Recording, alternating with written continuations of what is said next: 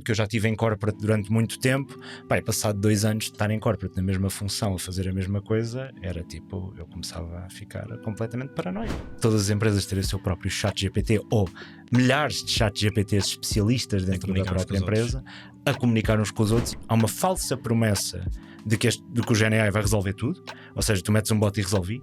Há um risco de termos aqui um afunilar de sociedade um pouco grande pelas pessoas que detêm estas tecnologias, por nós que estamos a desenvolver estas tecnologias, nos descolarmos completamente do resto da sociedade. Isso é perigosíssimo. Isso é perigosíssimo para o futuro. Qual é que tu dirias que é a tua maior dificuldade, a vossa, se calhar é mais abrangente a pergunta, a vossa maior dificuldade no dia-a-dia neste momento, ou seja, um desafio com o qual estás a lidar neste momento?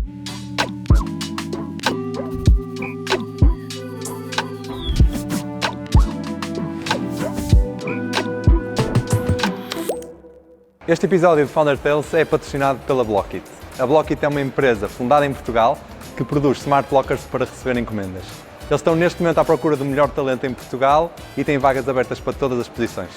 Esta é uma excelente oportunidade para se juntarem a um projeto ambicioso que está a mudar o mundo da logística com muitas soluções tecnológicas desenvolvidas de raiz. Todos os anos, 160 mil milhões de encomendas online são enviadas.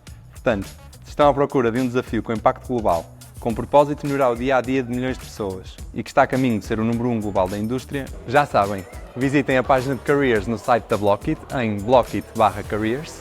Tem lá todas as vagas, são cerca de 50. Portanto, candidatem-se e boa sorte. Vamos para o episódio. Bem-vindos a mais um episódio de Founder Tales. Estamos de volta depois do verão. Os outros que saíram antes foram gravados um bocadinho antes. Este é o primeiro que estamos a gravar depois do verão, por isso é que estamos assim mais morenos e mais bonitos. E antes de começar, hoje temos o Ivo connosco, mas antes de começar vamos fazer aqueles pedidos que fazemos sempre no final, só que há muita malta que não chega ao final, que é para, se estiverem a ver isto, subscreverem o canal, checarem aí o Patreon e ver se alguma dos tiers vos interessa. Temos conteúdo lá diferente e temos os episódios a sair antecipados lá no Patreon também. Vejam as tiers. Deixem comentários, deixem ratings se estiverem a ouvir isto no Spotify. Pronto, é a melhor maneira de nos ajudar, é de borla e não custa nada. Agora sim, Ivo, olá, bem-vindo aqui ao Founder Tales. Já falei contigo há 2 ou 3 semanas para outro podcast, mas cá estamos outra vez. Aliás, estamos o a tirar convite. todo o sumo que conseguimos do Ivo. Okay, então, todos os podcasts que temos. É um mês mês de tour. É um mês de tour e depois. Exato. Muito obrigado pelo vosso convite. É um enorme gosto de estar aqui, porque sempre gostei muito do vosso formato. E estar aqui neste grande espaço, neste grande T4, onde nos encontramos, é absolutamente incrível. E obrigado aos dois pelo vosso convite. Ora bem, nós vamos começar com uma pergunta sobre ti, mais do que antes de falar da Dare Data, porque tu descreves-te, pelo menos no LinkedIn, como founder ou co-founder, partner e Data Scientist na Dare Data. E é esta última parte que nós queremos tocar, porque o resto é igual aos outros todos que já vieram cá, são todos founders e, portanto... Só que normalmente complementam com CEO, CTO, qualquer coisa. E tu pões lá Data Scientist. O teu trabalho no dia-a-dia ainda é muito hands-on, ou seja, tu ainda programas muito, ainda bates muito código? Não, ou seja, numa palavra, não. Agora atuo muito como Data Scientist crítico e ou seja, mais como visão e ajuda à equipa nas decisões que um Data Scientist tem de tomar. Se precisar de fazer alguma coisa técnica, tem que ser. Tenho as skills, tenho que lá ir. Na universidade é onde eu aproveito, e como dou aulas na universidade, aproveito para ir mexer um bocadinho ainda na parte técnica e continuar atrás dessa parte, que eu acho muito importante quando estamos numa startup de tech. Continuar a ter esse terreno, porque é o terreno no fundo, ou seja, se isto fosse uma fábrica, a parte tech, o codar, o perceber a tecnologia é o chão de fábrica, é a linha de montagem, não é? Portanto, eu acho que isso é absolutamente essencial e esta capacidade para mim, eu descrevo-me sempre também como Data Scientist, porque ainda participo em algumas decisões da arquitetura da equipa. Claro que neste momento sou muito mais útil para a minha equipa a atuar quase mais numa manager schedule, tipo só a ter 300 reuniões por dia, do que propriamente a ser um maker, tipo a programar durante o dia todo, mas é importante continuarmos a manter esta matriz cultural muito técnica, que não é só minha é comum aos meus dois co-founders, ao Rui e ao Nuno, e portanto para nós é muito importante ter essa vertente. Então, o que é um dia a dia de um partner? Ou seja, não tendo essa componente técnica tão presente, qual é que é o teu trabalho de dia a dia? Olha, nós até este ano fizemos isso, pá, e está a correr super bem.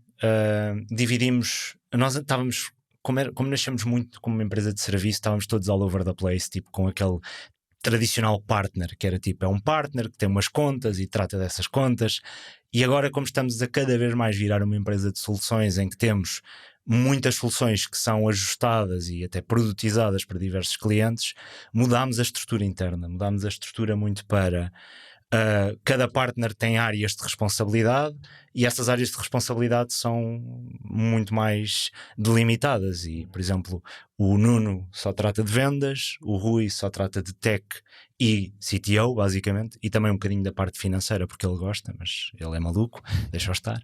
Não, mas tem esta parte também mais da admin e financeira, e eu fiquei com a parte de RH e operações, portanto as operações todas de ponta a ponta, da alocação de equipas, de quando é que a equipa muda para trás e para a frente, dos projetos todos, e também com a parte de marketing, aqui com a Constança que está aqui atrás das câmaras, a quebrar a quarta parede. Não, ela está, mas é em espírito, okay?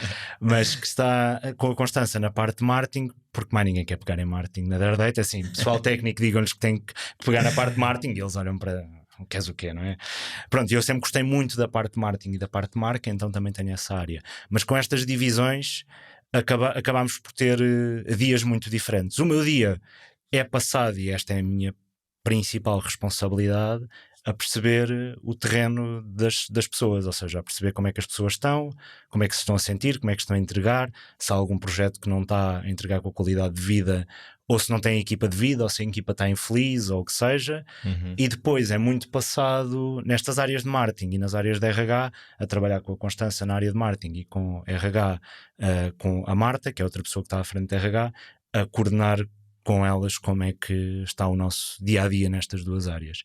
Depois tenho também, tipicamente, também tenho que andar na rua, no sentido em que tenho que visitar clientes, acho que é muito importante isso também, porque faz parte das operações, não é? Depois, há certas alturas em que tenho alguma envolvência técnica em alguns projetos. Por exemplo, temos algum projeto de operações que tem uma componente de Data Science em que é preciso ter um expertise específico, tipo de montar uma analítica sobre qualquer coisa, que é uma coisa que eu tenho já bastante experiência da parte de Analytics, ou montar um modelo mais tradicional de Data Science, tipo Machine Learning, dados tabulares.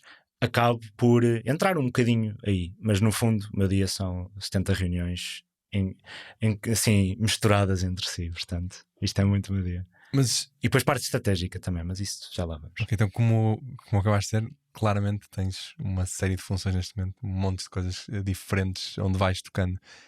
Sempre foi assim? Como é que começou a tua relação com a Dare Data e o que é que fazias no início? Olha, não foi sempre assim. Eu entrei como Senior Data Scientist na Dare Data, ou seja, eu cofundei a Dare Data nos primeiros meses mais a trabalhar na área de Data Science, portanto estava mais a trabalhar na área no terreno como principal, portanto a gerir projetos, porque a Dare Data foi uma coisa orgânica de várias pessoas que se juntaram e que estavam a fazer projetos por si desta área de Data Science. Mas eram todos freelancers? Todos freelancers, portanto o Sam, o Nuno, eu juntei-me um bocadinho mais tarde, o Rui também, uns meses mais tarde, mas foi assim uma coisa muito orgânica. Aí estávamos a entregar valor, conhecíamos através da Lisbon Data Science Academy, que é uma academia ali em Lisboa, destas áreas em que ensinávamos a parte de Data Science. Já tínhamos trabalhado muito em conjunto, e organicamente juntávamos e dizíamos, gostamos de fazer estes projetos, fazemos com qualidade, portanto faz sentido tentarmos juntar trapos e ver no que é que isto resulta. E ao início era isso, era a parte técnica. Depois os primeiros clientes foram correndo muito bem e o Sam e o Nuno estavam mais na parte de estratégia e de exec roles, e depois no final do primeiro ano disseram, olha, junta-te aí à equipa da exec, porque achamos que tens aqui valências que vão ser muito importantes para nós. E a partir daí comecei a ter componentes muito mais executivas e de estratégia dentro da empresa. Neste momento também descobri que é isso que me motiva imenso, é esta quantidade de job roles que às vezes eu tenho durante o dia, que é aquilo que me dá mesmo o brilho nos olhos. Isso para mim fez uma diferença enorme, porque eu já estive em corporate durante muito tempo. Passado 2 anos de estar em corporate na mesma função, a fazer a mesma coisa, era tipo, eu começava a ficar completamente paranoico e não percebia porquê. Eu devo ter algum problema, não é? Eu devo ter aqui algum problema que não resulta. E depois percebi que no mundo das startups e no mundo de fazer a minha própria empresa, isso se dissipou, porque cada ano é diferente, cada job role é diferente. O nosso ano deste ano é completamente diferente do ano da Dare Data do ano passado, e o próximo vai ser completamente diferente deste. Isso é muito, muito fixe. Isso é aquilo que dá assim, um bocado mais de gozo e de pica. Então, basicamente, assumiste um papel completamente diferente da parte de Data Science e aí depois devem ter começado a contratar mais malta para assumir essa parte técnica. Mas nós estamos aqui a falar de projetos e Dare Data, etc. E ainda não dissemos o que é Dare Data, não é? Tens assim um elevator pitch. Tenho um elevator pitch. Muito rápido. A Dare Data trabalha em 3 áreas e com soluções em 3 áreas, cada vez mais a afunilar para uma área, porque é a área com mais procura neste momento e onde nós tendencialmente vamos mais. Portanto, trabalhamos em soluções de GenAI, ou seja, aquilo que são soluções de fazer deployment de não só use cases, mas também onde o GenAI agora está a transformar as empresas, principalmente na capacidade operacional das empresas de mudar os seus sistemas operativos para sistemas operativos que falam de GenAI, ou seja, estamos a trabalhar muito nessa área. Tipo, eu tenho um sistema de GenAI, não pode ser só um chatbot que fala contigo e é muito giro e vai ver uns produtos e faz ali e come uns PDFs e etc. A partir do momento em que começamos a querer introduzir isto numa empresa, tem que ter uma camada de segurança, tem que ter uma camada de orquestração entre diversos agentes de GenAI especializados, tem que ter uma série de coisas que são muito importantes para as empresas conseguirem tirar valor destes use cases, porque senão é só...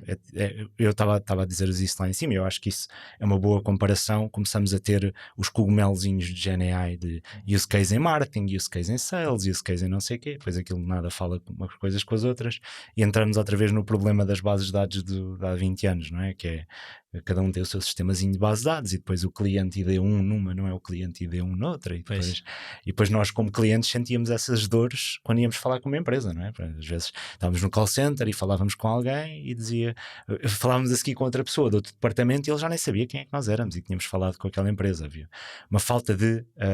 E vários sistemas de login para serviços diferentes da mesma empresa. Uma confusão autêntica. Pronto, e esta é a primeira área. A segunda área, já passei aqui o elevator, desculpem, mas a segunda área é uma área mais de Machine Learning Operations, portanto, ser capaz de meter modelos preditivos em produção, e é tipicamente mais uma área de serviço.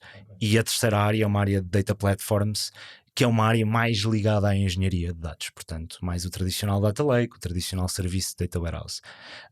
Cada vez mais estamos a afunilar muito nesta parte de GenAI, a montar soluções e produtos nesta área de GenAI, simplesmente porque temos visão daquilo que vemos as empresas a fazerem de futuro nesta área, e também porque para nós, tendo background em Machine Learning, é fácil saltar para esta área e colocar modelos de GenAI, Generative AI. Quando estou aqui a dizer GenAI, é todas as empresas terem o seu próprio chat GPT ou milhares de chat GPTs especialistas dentro da própria empresa a comunicar uns com os outros e a não dizer coisas estapafúrdias como o chat GPT de vez em quando faz. Portanto, temos tendencialmente trabalhado muito nesta área.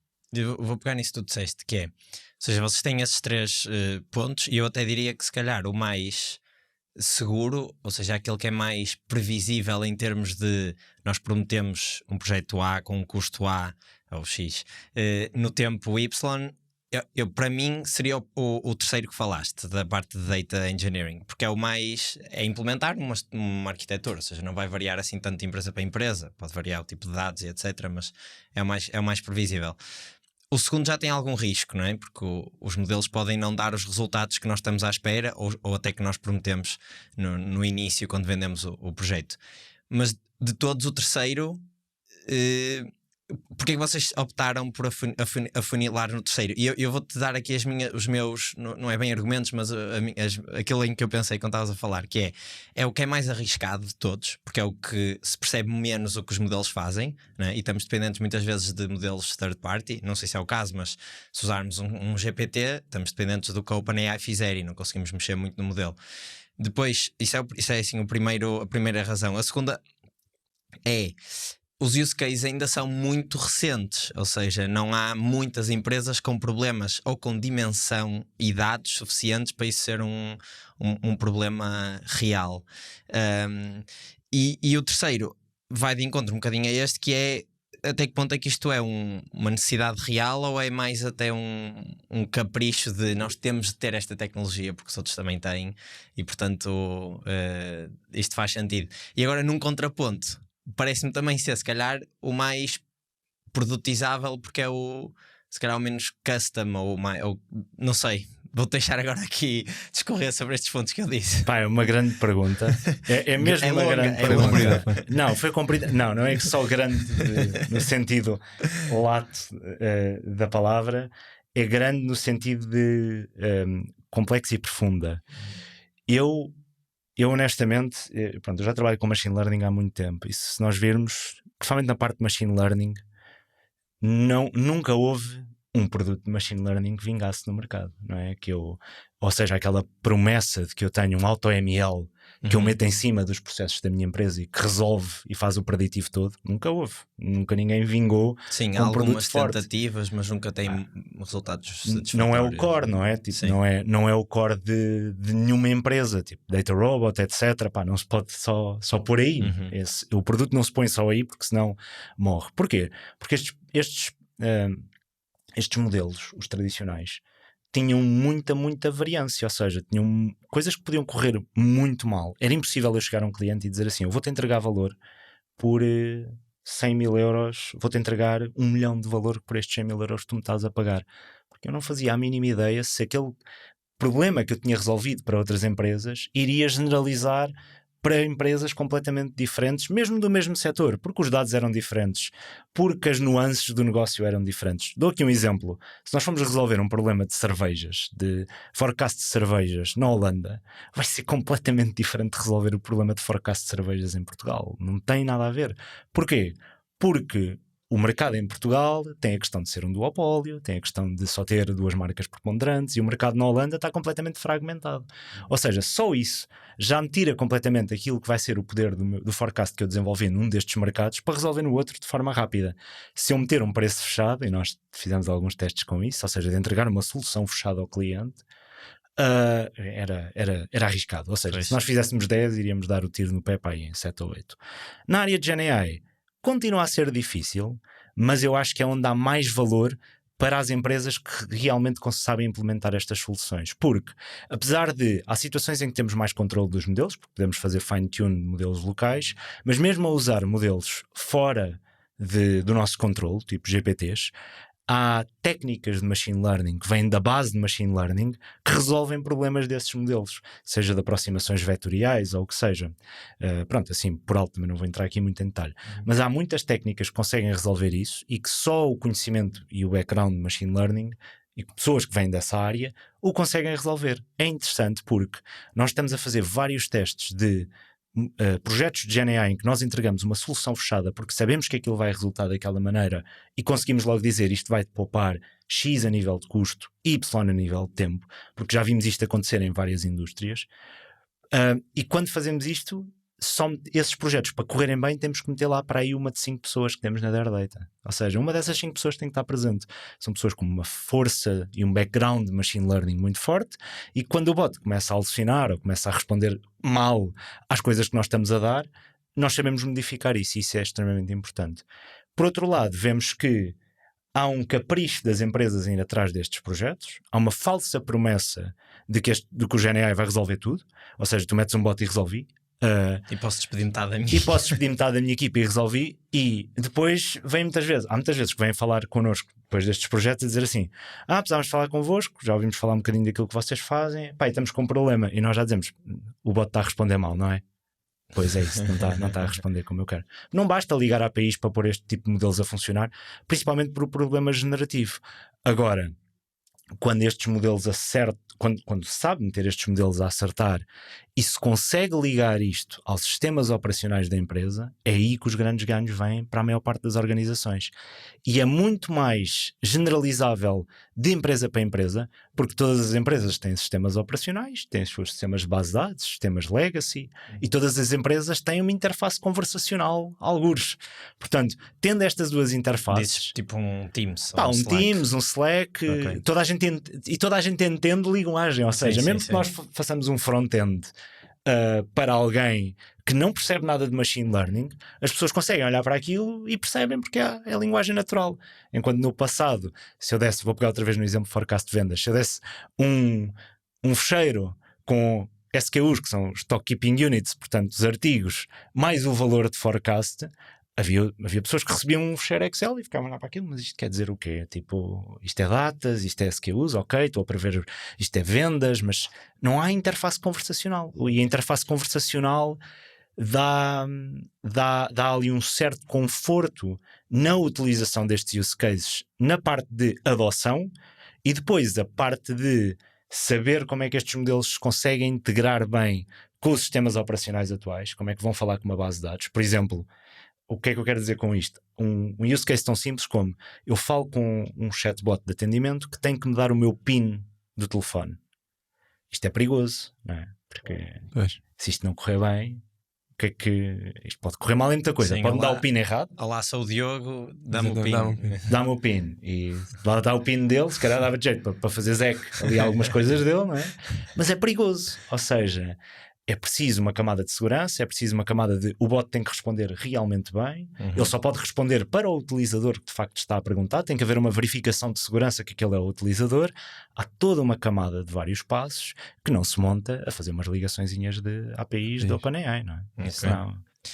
Que mais use case, desculpa, é que vocês têm, por exemplo, esse foi acho que é bastante visual, esse, dá para perceber bem, mas para além desse, que outros use cases é que vocês implementam desse género? Olha, Ou seja, para mim... tanto internamente para as empresas, seja, nos casos das knowledge bases e não sei o que, como externamente, como este caso do PIN. Eu tenho um use case de eleição que eu falo sempre, que é os use cases da augmentation, da aumentação. Pá, esses para mim são espetaculares e são muito difíceis de montar, mas quando resultam muito bem e trazem coisas fenomenais às equipas, que é a capacidade de dar ao ser humano, a capacidade de lhe dar skills que ele não tem agora. Um exemplo: vendedores na rua, isto é um use case que nós tivemos feito e que conseguimos pegar nesta lógica generativa e vender para várias empresas enquanto solução, é a possibilidade de teres um vendedor na rua que não fala código, como é óbvio, não tem que falar, não tem que gastar, ele tem que gastar tempo a vender. Não vamos meter todos no Code Academy, não é? Agora paramos a equipa de vendas e dizemos um mês para o Code Academy, toda a gente, acho que é um bocado complicado, e fala através de base de dados da própria empresa com linguagem natural. Por exemplo, está num cliente que tem dívida e pode perguntar na altura. Ninguém tem que estar a montar um dashboard, a pensar naquilo que ele tem que fazer e depois ter acessos para esse dashboard, com os dados que ele quer, porque eles por acaso até tiraram 2 meses de dados porque senão rebentavam com a cloud daquilo e não querem gastar dinheiro e etc, essas coisas todas. Não tem que pensar nisso e fala através de linguagem natural com uma base de dados diretamente. Ou seja, ele teria uma interface de chat e eu pergunto, este cliente tem dívida, e aquilo por trás escreve uma query a uma base de dados, vai e retorna o resultado e transforma esse resultado num texto que é: este cliente tem dívida X ou não tem dívida. Ou tem atenção porque ele já teve dívida no passado, desceu porque foi resolvido desta maneira, e consegue ir buscar logs daquilo. Isto é brutal. Mas tenho 2 perguntas em relação a isso. Primeiro, quem é que são os vossos clientes, o típico cliente vosso? E segundo, se eles já chegam com esses problemas, ou seja, foi alguém que veio ter convosco e disse: olha, eu precisava de uma solução para que a minha equipa de vendas consiga ou é mais aquele formato que até já falámos de: olha, quero GenAI, resolve um problema. Porque isto... é que eu acho que isto acontece. Acontece. E nós muitas vezes não avançamos com esses clientes do Quer GenAI porque têm expectativas muito desajustadas. E é uma das coisas que nós tentamos manter desde o início. Acho que o bom de termos vindo... há muitas vezes assim um preconceito com o serviço, que é interessante. Há um preconceito com fazer serviço. Temos aqui apontado. Há um preconceito. E eu acho que o serviço é um método de discovery. como outro qualquer. É um método de discovery, é um método de relaxamento pessoal. Eu depois já vou explicar porquê. Numa startup pronto, porque posso tomar outras decisões, porque continuo a pagar à minha equipa e a minha equipa está contente e recebe dinheiro e vai para casa e alimenta-se. E muito bom, e é isso que eu quero. Mas o serviço permite descobrir e ter aqui um bocadinho a ideia. Quando fizemos serviço, temos um bocadinho logo o cheiro de quando é que um use case é estranho ou não. Ou seja, quando é que há uma expectativa desajustada. Porque em serviço acabamos por ter que nos ajustar muito àquela vontade do cliente, não é? É o típico problema do serviço que muita gente foge. Mas dá-nos umas skills muito interessantes quando vamos resolver alguma coisa que não é resolvível e dizemos logo solúvel, já não sei se estou a usar bem, aceitem esta palavra como quiserem, mas um problema que não tem solução e somos muito transparentes com o cliente logo desde o início, a dizer isto vocês querem fazer, não é possível fazer, portanto podem procurar outras empresas que vão fazer, pode haver pessoas que não têm soluções que nós temos, porque isso é verdade, mas há muitas empresas que dizem, pá, eu quero GenAI para isto, então mas tem algum documento onde tenha escrito? Não tenho nada. Então, mas não tenho documentação nenhuma deste processo que quero usar GenAI. Não. Isto está para aí perdido em 50 e tal ficheiros e nós dizemos logo, olha, isto não vai dar a nada, não é? Isto você pode meter o GenAI que quiser aqui em cima, porque não vai dar em nada e ele não vai resolver ambiguidades. Que é, eu digo sempre isto a todos os clientes, que é quando estou a tentar resolver alguma coisa com GenAI, se vocês tiverem um humano e fizerem esta pergunta a um humano, ele vai conseguir responder de uma forma rápida ou não? No fundo, o GenAI só vai acelerar esta capacidade, mas ele não vai inventar. Se eu tiver por exemplo, uma palavra que é ambígua, tipo, dá-me as vendas do último ano. Pá, se eu tiver em 70 fecheiros a palavra vendas, ele vai dar uma. Mas é igual a perguntar a um humano. Tipo, se eu der 70 documentos e disser assim, dá-me aí as vendas do último ano, tu ficas a olhar para os papéis, mas espera, quais vendas? Não é? Pois é óbvio que o chatbot também pode fazer várias perguntas e etc. Maioritariamente, desculpa, e voltando, fiz aqui um derivado um bocado grande, mas voltando aí à tua primeira pergunta, maioritariamente onde nós atuamos são clientes muito grandes, são clientes com estruturas grandes, porque são esses que têm os ganhos enormes para agora com GenAI, porque têm operações massivas, operações com muita ineficiência, têm muita gente que pode estar alocada a outros job roles, ou pode estar a fazer outras coisas, pá, está a gastar com processos manuais gigantes e aí é onde nós entramos muito é nesses clientes muito grandes. E então maioritariamente já vem com se calhar problemas concretos e... Sim, tipicamente. Realista. Sim, às vezes depende da sapiência da pessoa que está sentada do outro lado, porque às vezes também leem qualquer coisa que foi, pá, em Silicon Valley há um robô qualquer da Boston Dynamics que dá 2 mortais à retaguarda e fala com o ChatGPT e eles, eu tenho que ter um robô deste, não sei o que, calma, esse robô custa uns belos milhões de euros, portanto não pode ser. Mas tipicamente já vem com um problema, a dizer, eu tenho esta questão, tenho este tipo de documentação que eu quero passar às minhas pessoas de uma forma diferente. Por exemplo, casos muito óbvios é onde há documentações maciças pela organização toda. Um dos casos mais recentes que tivemos foi manuais de automóveis. Pá, malta que está na linha de montagem e que tem um problema com a máquina e tem que ir ler o manual do automóvel. Pá, já alguém leu o manual do seu próprio automóvel de uma ponta à outra? Não, mas deve ser sofro. Pá, é muito mau. Já para encontrar uma coisa é muito difícil. Aquele índice é duro. Ctrl F. Não dá para fazer o Ctrl F. E eles têm muito, mesmo em PDF, há uma dificuldade de interface, não é? Claro. Posso ir ao computador, etc. Tenho PDF. Pá, mas a terem uma capacidade conversacional de falar com o manual do automóvel que estão a montar, é logo óbvio qual é o ganho de eficiência.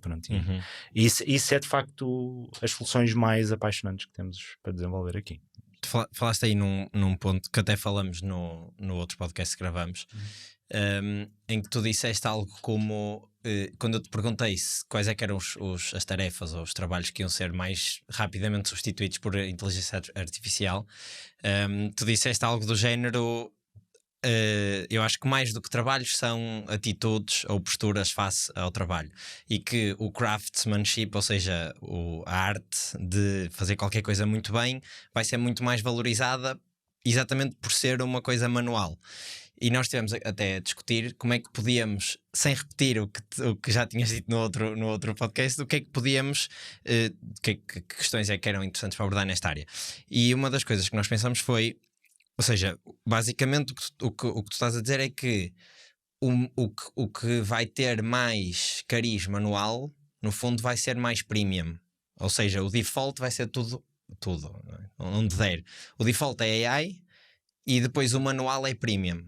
Mas tu ainda agora falaste num caso em que o AI está a aumentar a eficiência das empresas e cada vez mais se fala em produtividade, ou seja, como é que nós vamos conseguir combater estas duas realidades de o que é muito bom, na verdade não tem AI e vai ser manual, e o que é o default e o que é super eficiente e o que é super em que a produtividade é altíssima e é isso que se quer para uma economia, é o que tem AI e é o que usa AI para aumentar as capacidades das pessoas que estão no chão de fábrica, por exemplo.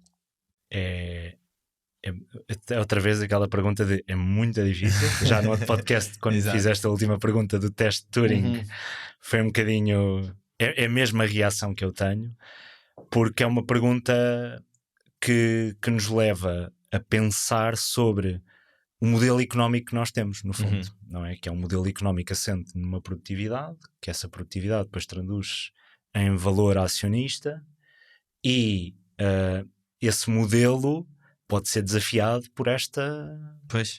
ou seja, o modelo económico e social, principalmente. O social, então, é claríssimo que fica desafiado, porque se tivermos, mesmo na ótica do craftsmanship, se calhar vamos ter uma distribuição de long tail, de pessoas que estão muito específicas no nicho, ou trabalham muito bem numa área, mesmo com a ajuda da AI, mas são poucas, não é? Era imaginar que todos nós éramos jogadores de futebol. Os jogadores de futebol nós conhecemos, aqueles que aparecem na televisão, mas esquecemos daqueles que ganham um chouriço e uma Santos de Torresmos, não é? Que são 80%. Se todo mundo fosse a questão do futebol, ou seja, se transformássemos o futebol e o desporto em geral na sociedade, não ia correr bem se a distribuição fosse esta, porque era uma distribuição muito desigual. Sim, mas só para não te esqueças que vais dizer, porque há bocado falaste que as empresas que já têm documentação massiva e portanto provavelmente até já têm um nível de organização muito superior, essas ainda vão tirar mais proveito destas tecnologias e portanto se calhar ainda se vão diferenciar mais das mais pequeninas e que não têm essa capacidade, portanto pode até haver aqui um efeito de aumento da desigualdade porque eu estou mais preparado para tirar valor desta tecnologia. Esse é o risco, ou seja, esse é o risco enorme. Eu acho que o risco enorme de tudo isto, da parte de GNI e do aumento de produtividade, é aumentarmos as discrepâncias entre a grande massa, seja de empresas, seja de pessoas, seja de salários, a grande massa que temos, tipo a mediana, e distanciar a mediana da média de uma forma enorme. Ou seja, a média, quanto mais a distribuição for, isto agora é o meu estatístico, desculpem lá, mas quanto mais a minha distribuição for uma long tail, a média é mais afastada da mediana. O perigo que nós aqui temos é as médias e as medianas começarem a distância a ser cada vez maior. E isso é gravíssimo porque leva a distúrbios sociais de enorme escala. E se existir esse nível de distúrbio social, a última vez que isto aconteceu andaram cabeças a rolar em França, já há 300 anos, não é? Quando chegámos a esse ponto. 300 ou 200 e tal, já não sei. Bem, 1700 e qualquer coisa. E aconteceu isso. Aqui o risco é esse, ou seja, é verdade que eu acho que uma camada das pessoas, uma grande camada vai ficar muito melhor com AI. Não tenho a certeza se a mediana vai ficar melhor. Idealmente sim. Isto eram tecnologias que nós metíamos ao serviço do ser humano. Claro. Mas há uma coisa importante que é o nosso próprio modelo pessoal de sociedade faz com que as próprias pessoas tenham em conta que o que tu fazes está inteiramente ligado com o que tu és. E o que tu fazes enquanto profissão. Quando conhecemos alguém, a primeira pergunta que normalmente sai é: então, trabalhas onde? Fazes o quê? Não é? Então, quem é que tu és? Sim. Qual é que é a tua... Aqui é o Ivo da Dare Data, o Diogo Founder Tales. Exato. É tipo, pronto, então diz lá o que é que andas a fazer, não sei o quê. Se calhar esta pergunta pode deixar de fazer sentido no futuro, não é? Porque se de facto não conseguimos arranjar trabalho ou uma função social do trabalho da mesma maneira no futuro, vai ter que mudar certamente, e isso é o real risco. Agora, não sei se já divaguei demais, mas Não, está ótimo. não sei se já divaguei muito, mas acho que o que nós temos de batalhar enquanto sociedade é tentar garantir que este tipo de tecnologias é acessível ao maior número de pessoas da melhor forma possível, para que essas pessoas pelo menos tenham a capacidade para chegar a novos patamares. Portanto, não podemos quebrar o elevador social completamente com este tipo de tecnologias, em que há esse risco. Há um risco de termos aqui um afunilar de sociedade um pouco grande pelas pessoas que detêm estas tecnologias, por nós que estamos a desenvolver estas tecnologias, nos descolarmos completamente do resto da sociedade. Isso é perigosíssimo. Isso é perigosíssimo para o futuro. Neste seguimento, o que é que tu achas que devia mudar em termos de educação? Não no geral, porque há muita discussão à volta de se a educação atual está apropriada às skills, etc. Pronto, estou a dizer, focado neste ponto de AI, tecnologias de augmentation, o que é que tu achas que era relevante os novos modelos educativos pensarem ou tentarem tocar nestes pontos? Isto porque eu vejo que, e isto não é uma coisa que nós aprendemos na escola, mas é uma skill que eu acho que é valiosíssima, que é saber pesquisar no Google, por exemplo. E há pessoas que fazem carreira quase só de serem bons Googlers, não é? E há pessoas que passam muitas dificuldades e que se calhar até têm capacidades intelectuais brilhantes e altíssimas porque não conseguem usar aquela ferramenta da melhor forma. E coisas deste género podem acontecer e podem se agravar ainda mais com AI, não é? Tipo, pessoas que não gostam muito daquela interface do ChatGPT, não percebem bem como é que funciona, e isso depois pode mexer com a fabric da economia. O que é que tu achas que na educação, o que é que se podia fazer? Olha, eu acho que, em primeiro lugar... Já que és professor, não é? Portanto... Sim, o primeiro lugar é dizer isso, que é quem está a tentar remar contra a maré, a tirar tudo o que seja ChatGPT de educação, esqueça. No fundo, é uma luta inglória. Claro. No fundo é uma luta inglória, porque vai ser impossível. Depois também há aqueles casos das pessoas que eu acho engraçado quando tentam usar ferramentas anti-AI, que são ferramentas falíveis, para corrigir trabalhos, quando as pessoas também estão a fazer chat GPTs para corrigir os trabalhos, ou seja, para fazer os testes, e já vi isto, e para fazer os testes, ou seja, acho que é de um ludismo, até irónico, portanto.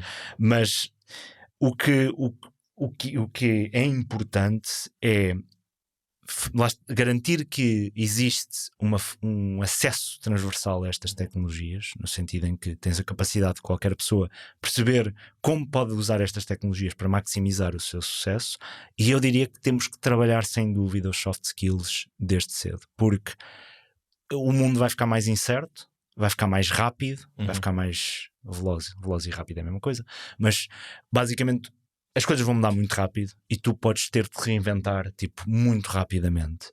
E se não existir uma resiliência, uma forma de adaptação, de viveres a tua vida de forma diferente, vai ser muito mais difícil para ti. Por outro lado, se calhar temos que começar a dar a capacidade das pessoas pensarem um bocadinho também noutra forma de olhar o trabalho, ou seja, é aquilo que eu estava a dizer. Eu acho que isso também tem que entrar um bocadinho no rol da educação, de que, ok, tu não tens que ser o que é que achei quando fores grande, não é? Sim.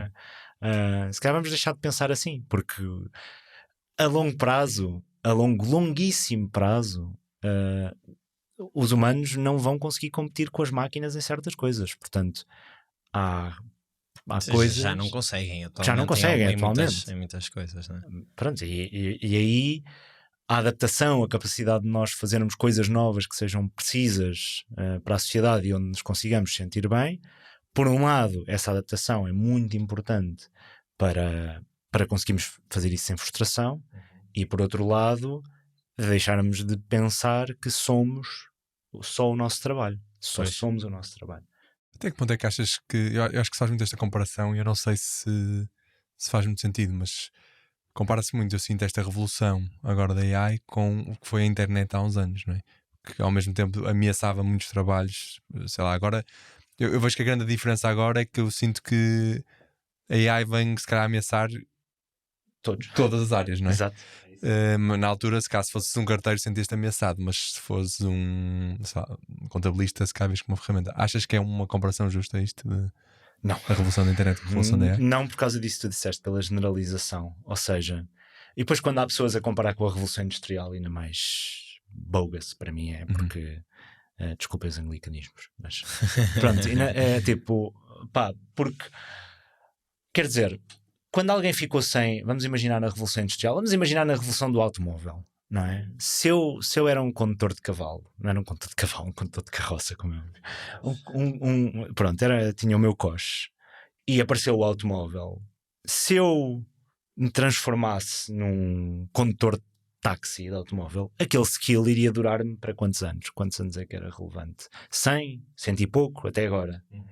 Hoje em dia, um skill assimilar, se eu tiver de fazer essa transição, possivelmente já não vai durar 100 anos de certeza, vai-me durar 10 ou menos. E aí é que eu acho que as coisas são cada vez menos comparáveis. Há o livro do Kurzweil, quer se gosta ou não, o Ray Kurzweil tem o livro ele acha que vamos todos fundir com a AI, basicamente, com máquinas. Ele é o homem da fusão da biologia com a máquina. Ler aquilo é assustador. Há três fases de ler aquilo. A primeira é: eu quero fechar isto porque eu estou a ficar deprimido. Pá, isto está-me a bater muito mal. A segunda fase é: este gajo é capaz de ter razão. A terceira é: ok, se isto acontecer, que é provável, onde é que eu me vou posicionar? Que é: os humanos vão começar a aceder, vão-se começar a fundir com as máquinas, no sentido, porque vamos ter que evoluir enquanto espécie para acompanhar aquilo que é a capacidade de uma máquina. E aquele livro é interessante, ele é lunático, sem dúvida. Leio aquilo e fico assim um bocadinho com ideias dele de ser alguém completamente um gênio louco.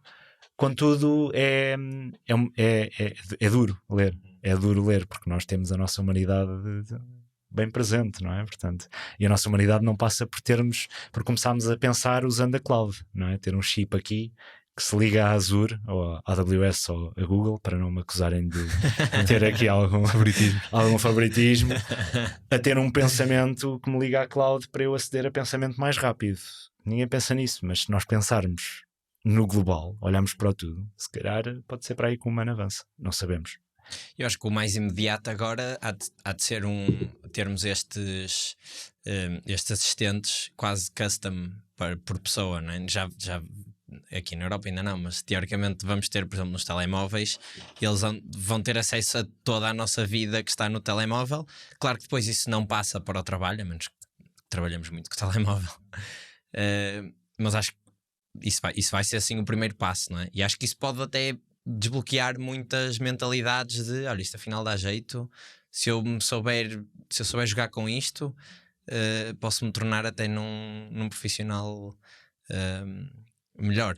Mas pronto, há sempre aquela questão de vai haver inevitavelmente trabalhos que vão desaparecer ou que vão ser automatizados, e isso acho que é uma inevitabilidade, não é? Sim, e isso acho que não há forma. Agora, se os novos trabalhos que aparecerem vão conseguir colmatar aqueles que vão desaparecer, ninguém tem a resposta. Nós falámos um bocadinho sobre isto. Eu acho que é impossível alguém responder agora com toda a certeza do mundo, vai ou não vai. Está tudo muito incerto. A única coisa que nós sabemos é que está tudo muito rápido. É a única certeza, é que isto está cada vez mais rápido. Por acaso devia ser giro viver as outras revoluções e ver se, por exemplo, aparecia a máquina a vapor. Se naqueles primeiros 2 anos, está a fazer 2 anos, ChatGPT agora em novembro, se naqueles primeiros 2 anos as pessoas também estavam a ter estas discussões, a dizer: olha, daqui a 20 anos as máquinas vão ser tão boas que não vai haver pessoas nas fábricas. Acho que o que estás a dizer certamente aconteceu, mas numa escala temporal muito mais alargada, nem que seja porque a informação demora muito mais tempo a chegar. Imagina, deu tempo para os luditas irem destruir máquinas. Aqui já não há tempo. Eles já viram isto, eles já se organizaram para ir destruir o ChatGPT. Já não é o ChatGPT, já é outra coisa qualquer. E eles, agora já não podemos destruir este. Agora o que é que vamos? Vamos ter que nos organizar outra vez. Então eu acho que é isso. Acho que a velocidade é que é de facto estonteante. E o que eu sinto é que, estando no olho do furacão, trabalhar nestas áreas, para mim é estonteante. Imagino para um comum mortal que não é desta área, não é? E malta pior que ser desta área é malta que nem está em tecnologia. Por exemplo, um dentista ou um operário que se calhar tipo, ok, isto é uma tecnologia se calhar super interessante, mas como é que eu uso isto no meu dia-a-dia? Ainda não está. Eu acho que o chat GPT como ele está hoje, em 2024, está muito útil para a malta que trabalha em tecnologia, que programa muito e etc, não é? E para ir consultar uns fun facts ou assim.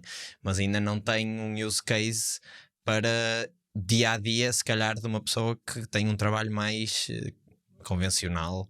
E aí, pronto, começam a aparecer outros wrappers e produtos em cima dos GPTs. Mas estavas a falar, está no olho do furacão. Quanto do vosso trabalho diário é que vocês recorrem a AI para o fazer? Ou é em casa de ferreiro, espeto de pau? Excelente pergunta. Recorremos, eu acho que quando a programar recorremos muito, tipo 90%, a criar para a empresa, eu diria 20%, muito menos, por causa da questão do craftsmanship. O que é criar para a empresa? Tipo, imagina, tenho de fazer por exemplo, tenho de fazer um comunicado, tenho de fazer um plano de carreira para toda a gente dentro da empresa. Pá, eu não vou achar GPT para me dar ideias. Posso-lhe pôr lá uma coisa ou outra, mas o meu contexto da empresa, a forma como eu quero comunicar, essa questão do craftsmanship da empresa, vem muito da cabeça das pessoas que trabalham comigo e daquilo que estamos a criar dentro da Herdate e da cultura. Portanto, o ChatGPT no máximo dá-nos ali uma basezinha boa para trabalhar, mas usar aquilo quer dizer, se eu quiser gelado de baunilha, está bem, não é? Pronto, olha, toma lá gelado de baunilha. Dá-me um plano de carreira para a empresa. Então, toda a gente vai ser um engenheiro e depois um engenheiro médio. É um choninhos, e depois um engenheiro sénior e passa passado 3 anos e pronto, ok, obrigado ChatGPT. Depois faz com que seja mais agressivo. Meta todos dentro de um pit de lobos e faz lutar pelas promoções, não é? É estes extremos. Portanto, é muito útil.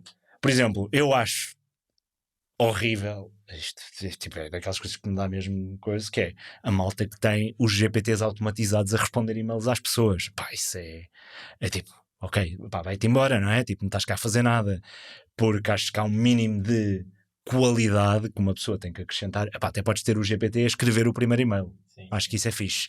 Tipo do género, olha, escreve uma base para este e-mail, mas depois tem que haver o cunho pessoal, tem que haver o toque. E falámos disto, por exemplo, dos LinkedIn posts. Não é? Quem vocês conhecem do LinkedIn são pessoas que têm a voz própria, não é? Que tu lês aquilo e já sabes, olha, isto foi esta pessoa que postou, ou está alinhado com aquilo que a pessoa diz no dia-a-dia, portanto eu colo as duas coisas. Pá, isso... Acho que isso depois se traduz. Tarefas que são mais automatizadas e de produtividade, tipo gerar código, fazer código, usa-se muito GPT. Tarefas que requerem alguma sensibilidade humana, não, é muito pouco. Pronto, isso é o que criar para a empresa, era isso que eu queria dizer, que eu criava para a empresa, desculpa. E reforça todo o teu conceito da cena do craftsmanship, assim. Tipo estratégia, etc. Pá, ele pode dar ideias, mas não pode usar aquilo, tipo, há nuances que... Não, é impossível. Então... Vou voltar agora, vou sair desta conversa da AI e vou voltar à Data. Quem quiser ouvir esta conversa da AI, podes aproveitar e fazer o plug para o teu próprio podcast. Exato. Se quiserem mais AI, eu tenho outro podcast que se chama Shutdown, em que já tivemos o Ivo lá. Um bocadinho mais de matemática, mas não muito. Sim, um bocadinho mais técnico, mas sem entrar em tecnicismos. Mas pronto, voltando então à Data. Há aí um ponto que nós até, que sempre que vem cá a malta de serviço, e agora vou tocar naquilo que tu falaste, nós trazemos, porque eu tenho um bocadinho este cisma, que é as empresas de serviço têm sempre um problema à cabeça, que é escala. Portanto, eu estou a vender tempo das pessoas, ou meto mais pessoas ou cobro mais pelo tempo. São as duas opções. Ou cobrar mais pelo tempo pode ser pagar um GPT Premium e a pessoa trabalha mais em menos horas, não é? Pronto, são estas 2,5. São estas opções. Mas tu falaste que havia um certo esforço em tentarem ter, não sei se é produto ou se é pelo menos alguma coisa que seja um híbrido entre temos uma base e depois fazemos os customs. Não, já temos isso. Já tem o híbrido ou já temos o híbrido? E a minha questão aqui não é tanto quais é que são as vantagens, porque isso, pronto, acho que é óbvio, não é? É um bocadinho linear. A minha questão é, nós quando falamos, já não lembro quem é que foi, mas houve alguém que disse que começaram em serviço e que depois mudaram o mindset da empresa de serviço para produto é muito complicado por várias razões. Há duas que eu me lembro, que era a primeira é porque desenvolver um produto não traz retorno imediato, como é o caso de serviço, não é? O serviço, vendo um projeto, estou a prestar o serviço, as empresas estão-me a pagar. E a outra é porque eu estou a contratar pessoas que estão a trabalhar no serviço e de repente digo, olha, agora vais parar de trabalhar dessa maneira que estás habituado e vais começar a trabalhar para o produto e estás se calhar 2 ou 3 meses a trabalhar numa coisa sozinho não, mas que já não estás a contactar com as empresas e problemas novos todos os dias e não sei o quê, é muito mais... não sei, muito mais estável, digamos assim. Como é que tu geriste essa transição, essa semi-transição, porque vocês ainda têm serviço, não é? Temos e vamos ter sempre. Nunca vamos deixar de ter serviço. Já te explico porquê, mas nunca vamos deixar. É isso. Não, olha, excelentes 2 pontos. 2 pontos exatamente identificados quando nós estávamos a começar esta transição para uma área mais de soluções. Nós chamamos soluções porque o produto está sempre associado àquela ARR, àquela... Sim. E nós ainda não acreditamos que seja 100% self-service, 100% self-service neste tipo. Por exemplo, há malta com quem nós falamos muito e até estamos super interessados em discutir isto com eles. Eles estão a fazer mais drag and drop com ARR, tipo users. E nós temos outra visão. Nós temos a visão de que vai ser muito difícil fazer isso sem ser introduzir isso num departamento, depois no outro, depois temos que ir buscar budget a outro, ou seja, não entra no core das empresas, tipo, faço isto em marketing, depois tenho que andar a chatear o de sales para ver se ele compra, e isto só escala se toda a gente estiver a falar na mesma layer. Por isso é que nós acreditamos num híbrido, porque para ter um drag and drop que usa AI de uma forma boa e fácil, e há malta que discorda disto e eu gosto imenso de discutir com eles estes tópicos, e no fim pois eu acho que vai haver espaço para as duas coisas, honestamente, mas acho que vai haver espaço com capacidades diferentes dentro daquilo que é possível fazer dentro de uma empresa. Quem consegue fazer isto é uma Salesforce, não é? Que tem budget quase o budget da IT de algumas empresas é só para Salesforce, e eles metem as camadas da AI deles dentro do produto de Salesforce e está integrado na empresa toda. E eu acho que aí são essas empresas com essa escala multimilionária e que tem uma integração brutal já, vertical na empresa toda, conseguem fazer isso. E nós acreditamos que o mix, a solução de algumas bases muito costume e de uma grande base, de uma base que é comum a vários use cases, principalmente esta parte de integração com os sistemas operacionais e de coordenação de agentes com a questão das customizações de agentes, é uma fórmula vencedora e é aquilo que nós estamos a ver agora. Depois, a passagem. Tu disseste aí 2 coisas muito interessantes, que eu vou adicionar uma terceira, que é a questão dos hábitos. Para mim é o mais difícil de mudar, são os hábitos. Nós temos hábitos de venda de sales, de serviço ainda, e nós estamos sempre a dar na cabeça uns aos outros. Lá estás tu, não podes pensar em sales de homem hora. Tipo, estamos a fazer budgets, não é homem hora, é valor. Tipo, e acho que até, por acaso, vou agora fazer aqui, eu também trabalho com eles, mas vou trazer aqui, por exemplo, o Bernardo da LTP. Ele esteve num podcast, não sei se foi no vosso. Não, foi no Bitol. Foi o Pedro. Exato, foi no Bitol que ele falou muito da venda de valor e eles fazem também muito esta área das soluções. E eu revi-me bastante naquilo que ele disse. Acho que é isso que faz sentido, porque nós cá estamos habituados a uma meia hora e temos um mercado, se não o maior de outsourcing da Europa, dos. Porque estamos muito habituados a esta coisa do descontozinho e do homem-hora e não sei o quê. E o valor, há valor. O valor dos projetos passados que eu fiz é encapsulado em valor. E, portanto, esse é o valor entregue. E esta parte dos hábitos é muito difícil de tirar. Ou seja, esta é aquela que nós estamos a trabalhar, que é, temos o hábito de fazer como se fôssemos só serviço, tanto na venda como na gestão. Para colmatar as outras duas, que são fatores muito difíceis de mudar de uma empresa de serviço puro e duro, consultoria, para solução, nós fizemos basicamente 2 coisas. A primeira foi a parceria com a nós, ou seja, a nós entrou no nosso capital com 20%, isto é público, portanto posso dizer aqui à vontade, a nós entrou no nosso capital e permite-nos resolver um problema dentro de uma organização com quem já trabalhamos, portanto estamos a resolver este problema para eles, o que significa que também não estamos a inventar à espera que nos caia um cliente no colo com este problema e temos que investir aqui durante anos e anos a tentar resolver esse problema. Não, temos um problema concreto para resolver, que é este problema da integração da AI no sistema operacional da empresa, com eles diretamente, o que nos dá um conforto diferente. A segunda é essa questão de haver pessoas a trabalhar mais em serviço do que em solução. É um problema que vamos enfrentar, mas que nós achamos como o nosso recrutamento na Dare Data é 80% orientado à cultura e 20% orientado ao técnico. Acreditamos que esta parte de 80% a cultura vai fazer com que isso seja mitigado, porque até agora toda a gente que trabalha connosco sempre provou que quando há um desafio, a primeira cena é arregaçar as mangas, bora lá resolver, e estamos cá todos juntos para resolver isto como equipa. E isso, sempre nos provaram isso. E portanto, temos muita atenção também, e fazemos isto com muita força, que é quando alguém diz, pai, estou descontente, não estou a gostar deste projeto que estou a trabalhar, arranjamos outra coisa diferente. E nós fazemos o máximo para dar prioridade a essa situação e ter a pessoa a trabalhar numa coisa que goste. Isto leva-me àquilo que eu tinha dito de, se vamos continuar a fazer serviço, vamos por duas razões. Uma, porque eu gosto de trazer diversidade de projetos à equipa. Por exemplo, os projetos de Custom Data Science, de resolver um problema de otimização, um problema de forecast.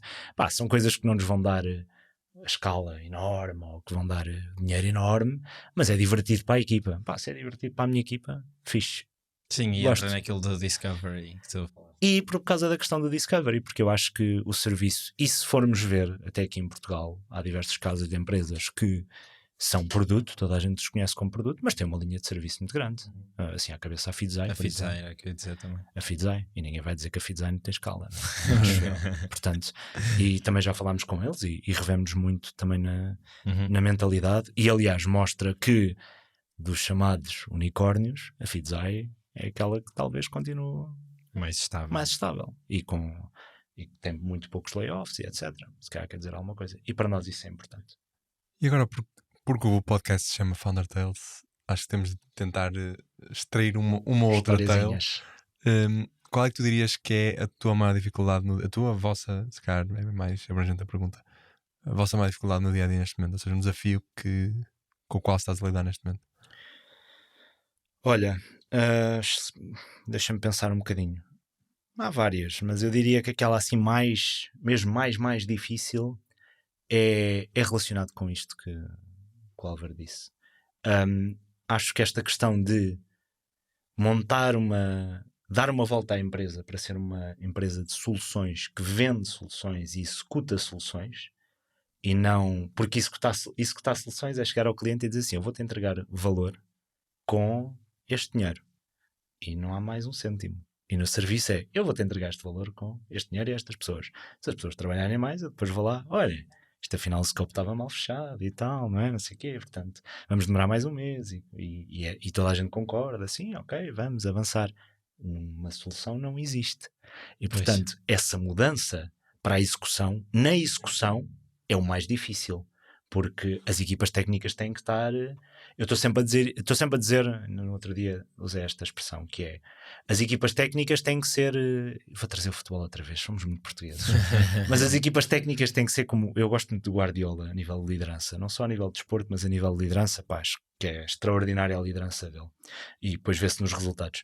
Mas aquele meio campo do Iniesta, Xavi e Busquets, que eram... 3 gajos, nenhum deles é estrela, mas todos são incríveis. Ninguém diz quem é mau jogador destes 3. Nenhum. Quem é que é a estrela? Nenhum. E aquela cena de tu passares é o Messi, mas repara que o Messi foi para o PSG, não tem aquela equipe, e o que é que ele ganhou? Muito pouco. Claro. É uma diferença enorme. Ou seja, aqueles 3 é aquela ideia de tu passares a bola e não olhares para o lado e saberes que está lá alguém que vai receber a bola e vai levar a jogada para a frente. É muito difícil de coordenar. E é muito mais difícil de coordenar numa equipa de solução do que numa equipa de time and materials, a trabalhar com o cliente normalmente, uma área de consultoria. E essa é a maior dificuldade, é fazer esta transição. Agora, também é isso que nos dá motivação. Por outro lado, deixa-me só dizer uma segunda dificuldade que me lembrei agora, que ainda tem sido maior, que é, a de cá até tem sido maior do que esta, eu acho que é vender internacionalmente. É muito difícil. Porquê? Porque cá nós já temos já temos alguma experiência na praça, eu, o Rui e o Nuno, e a malta conhece-nos, tem confiança, ok, já conheço, já ouvi falar da Dare Data, eles entregam bem, espero eu que sim, mas pelo menos eles entregam bem, são justos, têm uma boa forma de trabalhar, gostamos deles e etc. Lá fora, o Ivo, o Rui e o Nuno são o quê? São 3 gajos que têm tem lá uma coisinha software lá, house. uma software house qualquerzinha, pronto, terem aquilo ou terem uma churrasqueira, por todo o mérito que a churrasqueira tem, que eu adoro, porque uma churrasqueira tem, eu gosto muito de frango, mas todo o mérito que as churrasqueiras têm, ninguém nos conhece, não é? É um bocadinho... Sim, que se calhar até vale mais o currículo de professor aí do que propriamente Eu acho que basta teres um nome português que olham sempre para ti, tipo, do género, pá, não me traz familiaridade, não tem nada a ver com racismo ou preconceito, é normal. Se eu for vender ao UK, se eu for vender ao UK com o nome Ivo Bernardo, é diferente de ser o John Smith que estudou lá, não é? Tipo, eu acho que essa é uma dificuldade que agora estamos a passar, a como é que vamos vender fora de uma forma de escala. E qual é que é a solução mais imediata neste momento? É ter uma solução que entrega valor. Consultoria lá fora desta maneira, tipo serviço, Não consegues competir, claro. Isso não se consegue competir. Ainda tentámos algumas vezes, eu e o Nuno fomos a Londres, todos contentes, a achar, pá, e saíamos lá e começámos a perceber uma cena gira, que era quando introduzíamos, nós temos um serviço e não sei o quê, as pessoas já estavam a dormir, já estavam os ingleses a querer ir para o pub e a borrifar-se naquilo que nós estávamos a dizer. Quando chegamos lá com uma coisa concreta que resolve um problema concreto, tipo, pá, olha, temos esta cena temos este use case de GenAI que estamos agora a montar, por exemplo, este orquestrador de agentes, as pessoas ficam, fala-me lá mais disso. Pá, porque estamos a entregar valor, claro. Portanto, quanto mais a venda for no valor daquilo que entregamos, no produto ou solução, e não propriamente num serviço, mais fácil vai ser. Isso sem dúvida. Mas é um problema que estamos agora a enfrentar e que está a ser giro. Tenho aqui um último tema antes de partirmos para a última questão. Tu falaste da parceria com a nós. Portanto, eles entraram no vosso capital com 20%. Não te vou perguntar valores porque isso não deve ser... Pois, não deve ser público. Mas qual é que foi o principal objetivo ou seja, foi a nós que precisava de uma solução ou precisava de um parceiro para desenvolver estas soluções e achou que vocês seriam o melhor candidato, ou foram vocês que queriam ter uma testbed mais confortável e em contrapartida, e essa foi a contrapartida do negócio? Olha, ou seja, no fundo quais é que são as vantagens para ambos os lados? Juntou-se a fome à vontade de comer, acho eu, no fundo. Aconteceram um bocadinho as duas coisas. Nós nunca estávamos à procura de investimento, porque sempre tivemos uma ideia de querer montar. Aliás, inicialmente a Dairdate era só uma empresa de serviço que ligava os freelancers às empresas. Pois, e é muito difícil empresas de serviço normalmente captarem investimento porque não escalam com os múltiplos que as empresas de produtos. Tipo, muito difícil. E nós não tínhamos essa ambição, ou seja, a nossa ambição era ter um núcleo de pessoas muito boas em Data Science e Data Engineering, onde nós pudéssemos proporcionar bom estilo de vida, flexibilidade, uma gestão pouco portuguesa e umas rates altas. Era isto. Da Data ao início era isto. Depois, também começámos a perceber, e tivemos algumas pessoas até a sair da estrutura de gestão, que ter simplesmente um negócio disto gerava dinheiro. Tu ficavas bem enquanto sócio daquela empresa, ficavas feliz, as pessoas também estavam ok, mas não te motivava. Era tipo, só o dinheiro não te motivava. Então até as próprias pessoas na estrutura de gestão desmotivavam um pouco, que é do género, ok, só estou aqui a ser um conector entre duas pontas e não é assim tão interessante.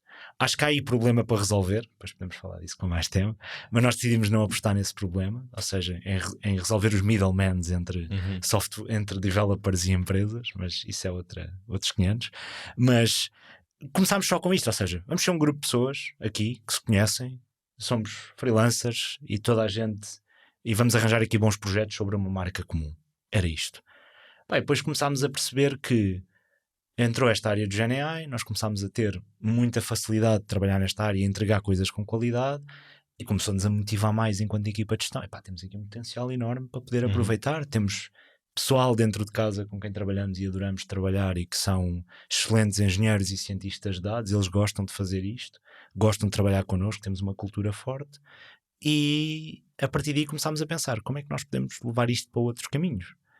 E aí também começámos a falar com nós, e a nós começou a trazer, eles já eram nossos clientes, e começou a trazer uma coisa interessante que foi, nós temos este problema nos nossos sistemas operativos, temos aqui muita coisa que temos de resolver para otimizar principalmente o nosso atendimento ao cliente, e de todos os providers de Data Science e Analytics que nós trabalhamos, achamos que vocês são os melhores para aquilo que nós queremos, porque foram transformacionais naquilo que fizeram com nós e etc. Pá, e a partir daí começaram as conversas e começámos a sentir que de facto eles viam valor naquilo que nós queríamos fazer numa segunda versão da Dare Date onde estamos agora, e nós víamos valor em ter uma testbed para sair desta rat race da consultoria. Então foi fome à vontade de comer. A partir daí as coisas começaram, pá, e acho que, sendo mesmo honesto, eu era assim um bocadinho, isto o pessoal da nós quando vir, agora vou ter que revelar a minha stance. Temos aqui um exclusivo. Eu era sempre assim um bocadinho, eu não trabalhava com nós enquanto sócio, o Rui e o Nuno trabalhavam, portanto eu era sempre o osso mais duro de roer nas negociações, e eu entrava, pá, e a primeira reunião eu lembro-me, fui mesmo tipo, pá, vou ser aqui mesmo cara trancada, e quando saí de lá, assim, pá, porra, não consegui. Porque isto correu tão bem que acho que estamos super alinhados, e correu mesmo bem, e as pessoas da nós com quem tivemos a falar, correu muito bem, houve um clique muito grande daquilo que nós queríamos fazer. Pá, primeiro porque eu, quando cheguei, pronto, estou na área de RH e disse que a cultura vai se manter exatamente como está, a cultura não vai ser mexida, isso é condição sine qua non para qualquer coisa.